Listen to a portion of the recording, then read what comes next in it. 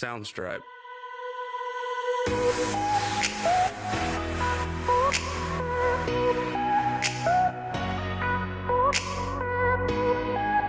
Soundstripe.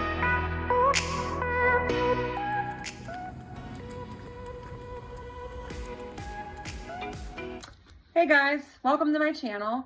My name is Lemal-Stefanovich. I always like to joke about how I probably have the longest name of anyone you might know.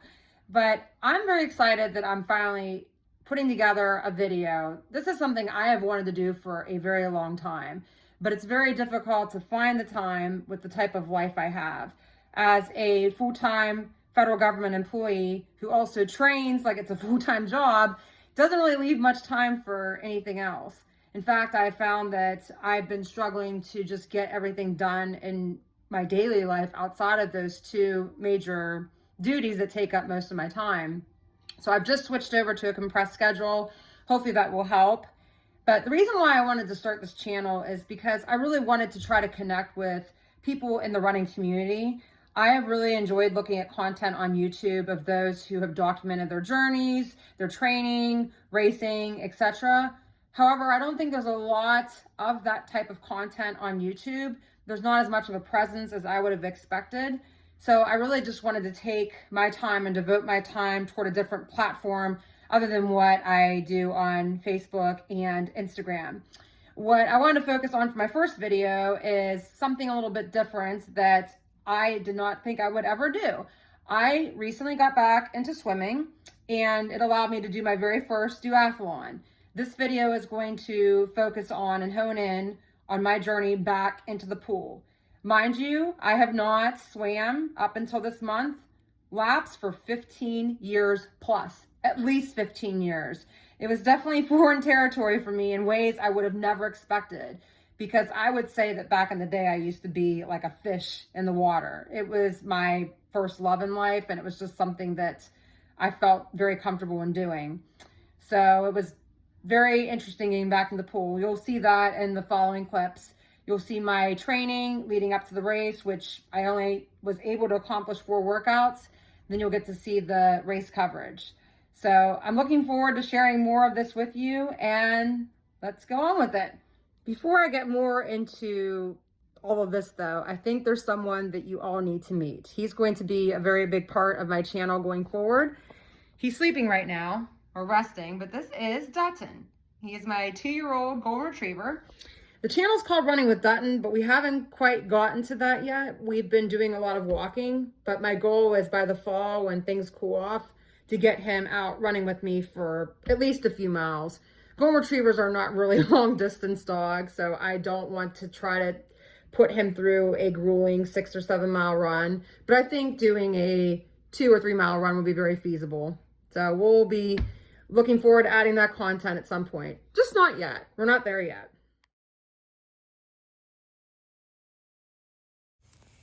My first time back in the pool was a very exciting time for me because it had been such a long time since I ever swam laps.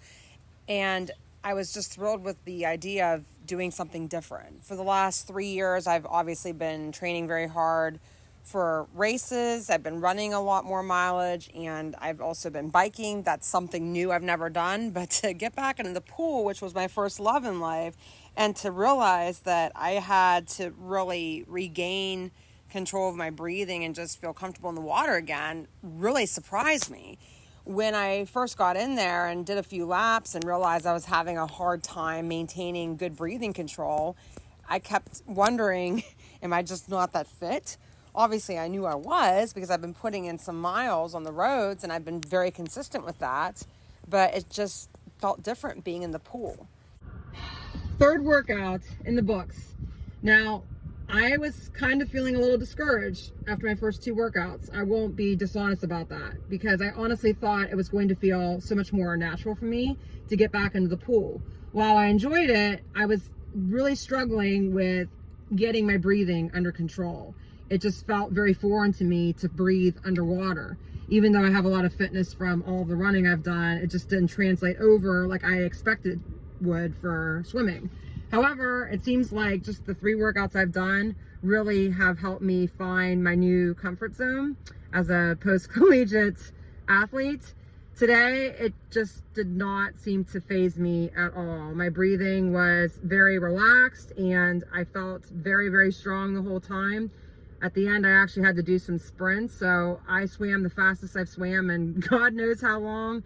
That was a very, very satisfying and exhilarating moment for me, just to know that with a few little workouts under my belt, it's coming back. This was my first love in life, so I guess that really should not surprise me. If I would have maybe spent more time and devoted more time on swimming, I might have been a better swimmer than I would have been a runner. However, running just really took hold of my heart once I started running track. So might as well get back to it. Even after this race concludes, I do want to make this a new part of my routine. It's something I enjoy. It's very good cross training as well for me, and it gives me a break from running. Running can be obviously very, very taxing on the body. So this is a good low impact exercise that will help me maintain fitness. Definitely doing this going forward. So I will keep you guys posted.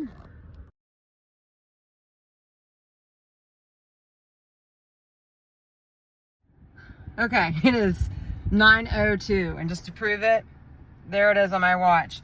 I still had like another 150 meters for a steady pace to do and another 50 meters for my cool down, but I just kind of ran out of time.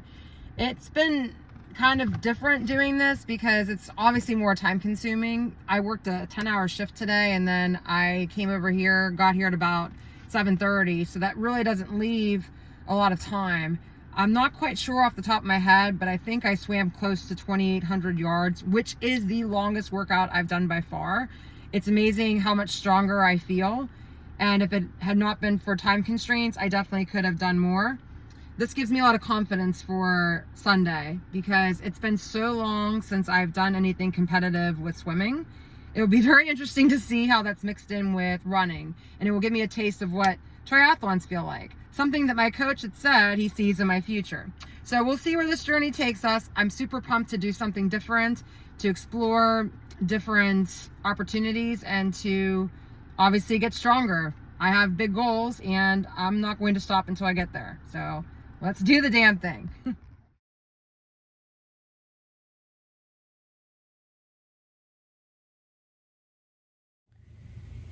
Tomorrow is race day. Now, I'm a little bit concerned and uncertain of what's going to happen from here because unfortunately, I've been dealing with this lingering tightness that started in my posterior tibia. That has been resolved, but it looks like it's really stemming from up the chain. Even though I've corrected pretty much everything that led to injuries in the past, the one weakness that I've still been trying to overcome is a little bit of weakness in the glute medius. When I was doing some exercises with my PT the other day, he noticed that I was using more of my hips instead of the glute medius. So these exercises I've been doing are supposed to help strengthen and also activate those muscles. That's what I'm supposed to be using more so than my hips. I'm hoping that'll help. But anyways, the tibia has been feeling good. It's just that after I did my run yesterday, the opposite side of my leg started to feel tight. I definitely don't think it's a strain because it's like it was months ago where it relocates. The pain is not in the same area, or I should say the tightness is not in the same area. It was initially at the bottom of my leg. Now it's at the gastroc, more toward the top of the gastroc to the side. So I'm just going to make sure I keep stretching it. I've been stretching the crap out of it ever since I did a short run this morning.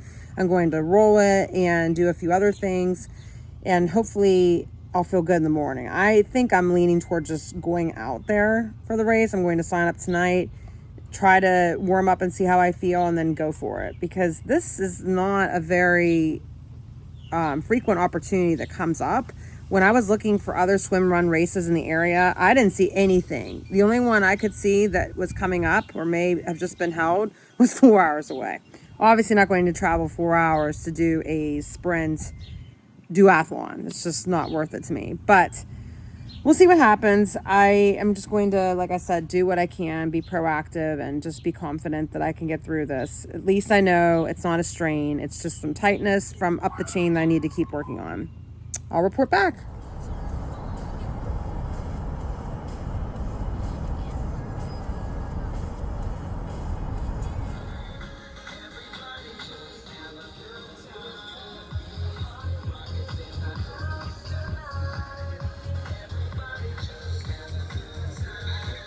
How are you feeling, Mom? I'm tired. What do you think about all of this? Oh, it's exciting. I think it's harder for the spectator than the runner, though, and the swimmer. Only have to wait another how long? Probably at least an hour to an hour and a half. Gosh, till maybe 9 o'clock. And I was supposed to, 8:39. I thought it was going to be starting way sooner. And here, I don't even think they started heat 1, or if they did, I mean, I still got a ways to go. Yeah, you do. This will be fun. You can do this. You'll do this. You'll get this done.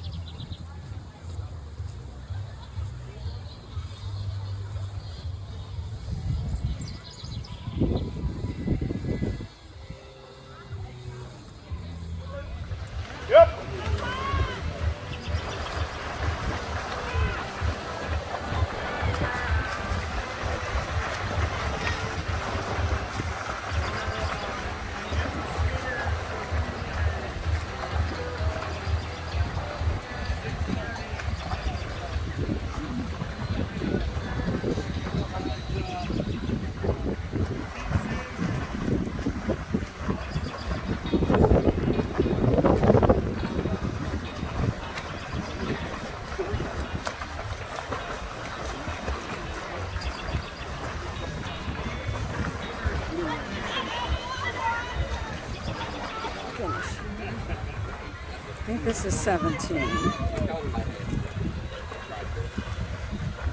very tall, too. Yeah, she's real tall. Yeah.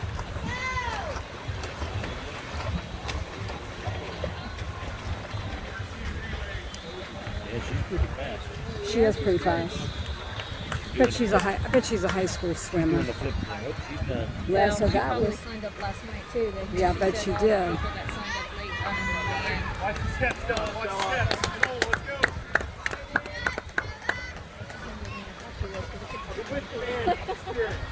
I don't know if I counted wrong or not.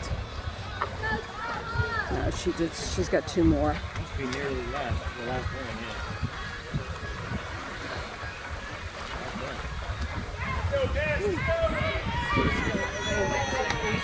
Chili in the suit. Yeah. Oh, I didn't see little dude in there. Yeah, he was in there too. Good job, little guy. This must be her. This must be it for her. I'm gonna have to. I told her I said I'd run down. And how long did it take you to get your dry off and get your shoes on? I just dried my feet. That's it. Just dried your feet, Minute, yeah. 2 minutes. I figure if Okay. I can get out well. I calculate 5 minutes, but I forget I'm not transitioning to a bike. So Yeah. so my timing is. It wasn't very long. I I think. kind of jogged out though to the thing because I was trying to put my watch on and eat my gel pack. Yeah. The gel Yeah, pack. it won't take long. But you don't really dry off. Oh, yeah, she's strong. You can tell. Oh yeah. And her stride. And this is uphill.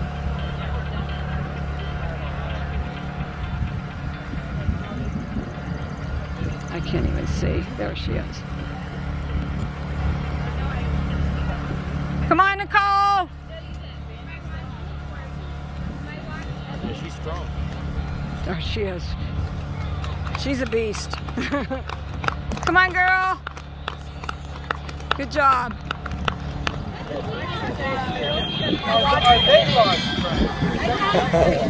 Go get her.